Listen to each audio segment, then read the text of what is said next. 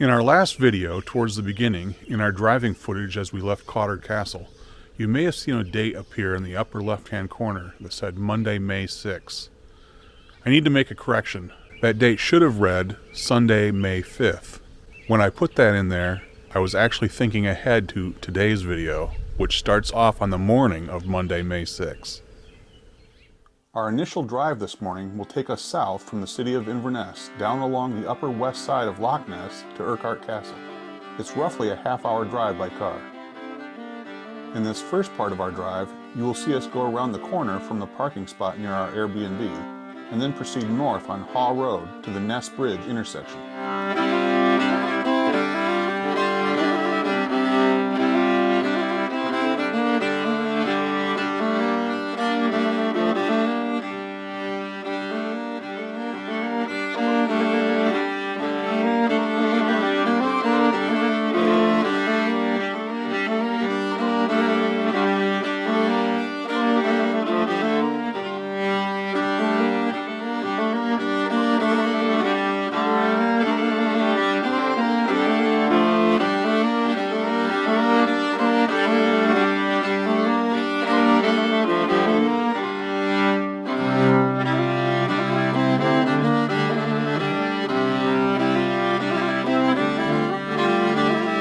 Pass by Inverness Castle, which will be a bit difficult to see from this camera view, as it sits above us on the right and is somewhat blocked by the trees as we drive beneath it.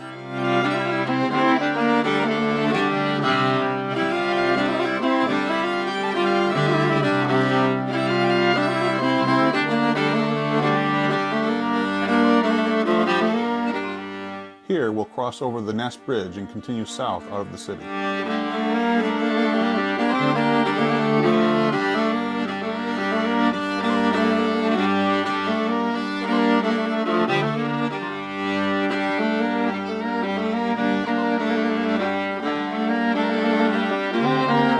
If you have a keen eye, you may notice some of the buildings we passed on our walk along the River Ness, which appeared in our last video.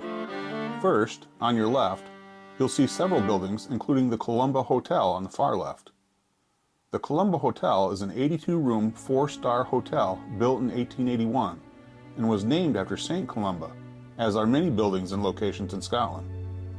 St. Columba was an Irish abbot and missionary born in the year 521, who is credited with spreading Christianity throughout Scotland. He founded an important abbey on Iona, which became a dominant religious and political institution in the region for centuries. Second, on your right, is the Glenalbin Inn, or pub. Per a sign on the side of this old building, the history of this establishment is as follows. From as far back as the 17th century, which is the 1600s, there has been an inn known as the Glenalbin on this site. Originally a coaching inn with stables in the 1700s, the Glenalbin was rebuilt in 1889 in its current traditional Scottish style. The original stone bridge from the Glenalbin to the town centre, which had stood since 1685, was swept away in a spate, a term meaning a flash flood, in 1849. This was replaced by a suspension bridge with a stone archway in 1855, which was demolished in 1960 to make way for the present bridge. It is a popular vantage point to watch the many anglers fishing the River Ness for salmon. Let's continue our drive south out of the city of Inverness.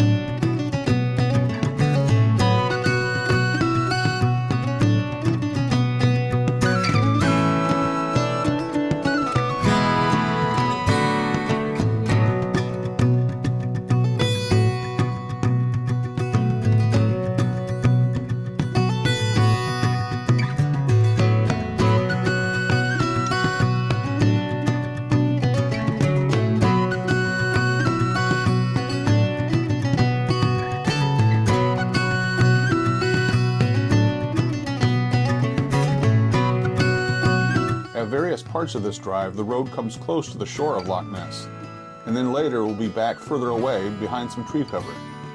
Since this drive was made in the morning, the fog still lay low over the water of Loch Ness. You may catch glimpses of that in this footage when we are closer to the loch.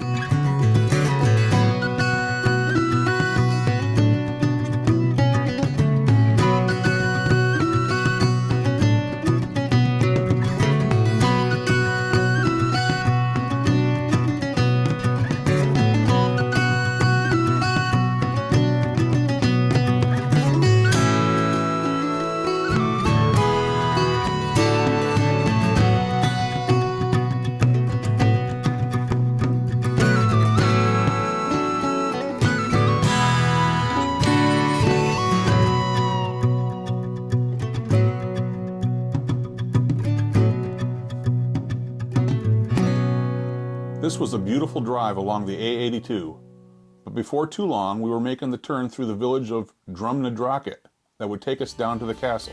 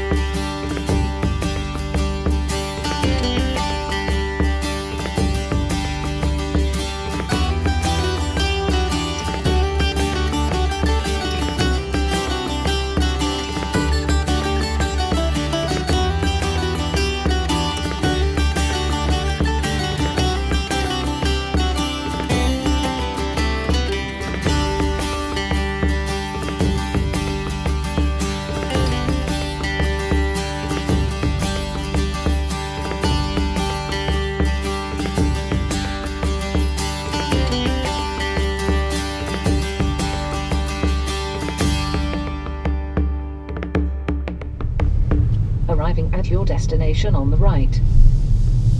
We arrived early, before the castle was open for the day. So, while Claudine stayed in our car, I got out and looked through the fence down at Urquhart Castle, which sits somewhat below and to the east of the parking lot. Another familiar sight, having seen it many times online in photos and videos, and now here we are seeing it in person.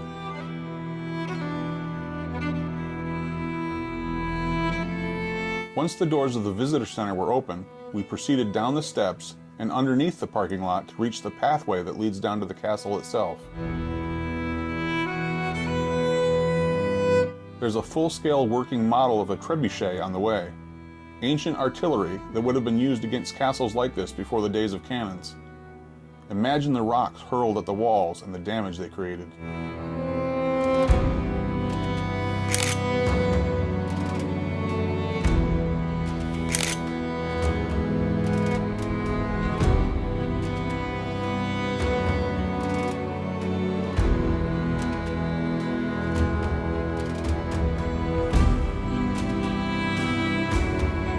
The various sections of ruins that make up the Urquhart Castle we see today date from between the 13th and 16th centuries.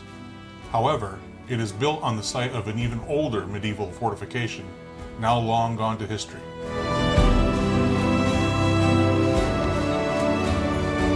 At its largest configuration, Urquhart was one of the largest castles in all of Scotland.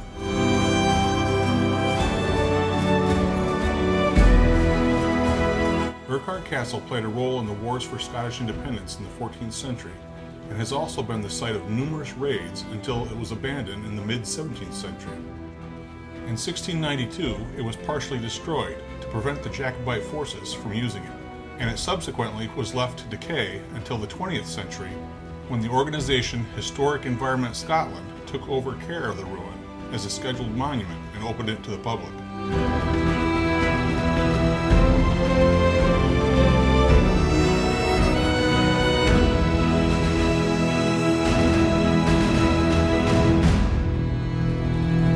Today, it is one of the most visited castles in Scotland and receives well over 500,000 tourists each year.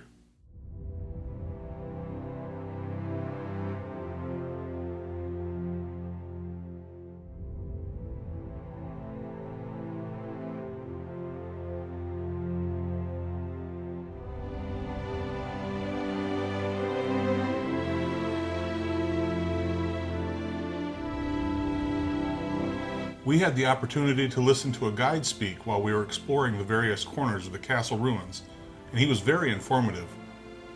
He explained how, in the days when battles between clans, raiding parties of Vikings, and English invasions would have been more common, it was seen as the safest and wisest idea to live inside the castle walls. This not only offered protection for the people who chose to move their residences and livelihoods inside, but it also provided the castle with a resident garrison and citizens who had a vested interest in keeping the castle defended from attacks. There would also have been all manner of occupations and businesses: butchers, tailors, blacksmiths, farmers, carpenters, all inside the castle that employed the people and provided the castle inhabitants with all that they needed to live life, to the point that it was quite possible for many of them to be born, grow up, and live entirely within the walls and never know life outside the castle.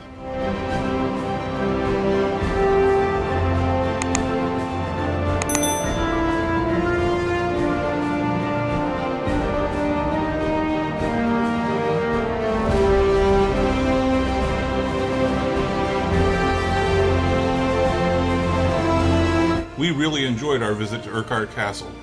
It was certainly an incredible place to visit, and was very interesting to walk through the various sections and see where different buildings and rooms had once been. From the oldest section to the south on the higher knoll, to the newer section in the north, which contains the remains of the 5-story tower house.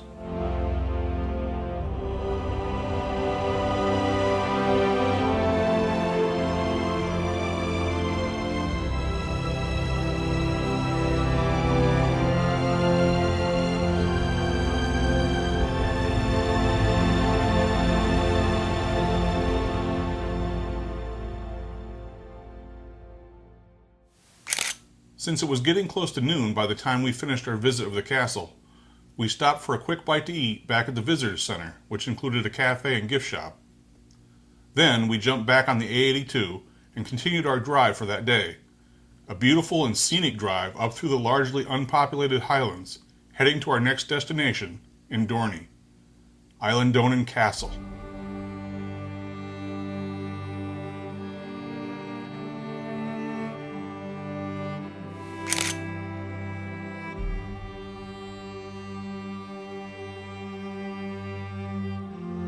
We hope you'll join us again for our next video when we wrap up our third day in Scotland in the cozy and quaint little town of Dorney. You won't want to miss it.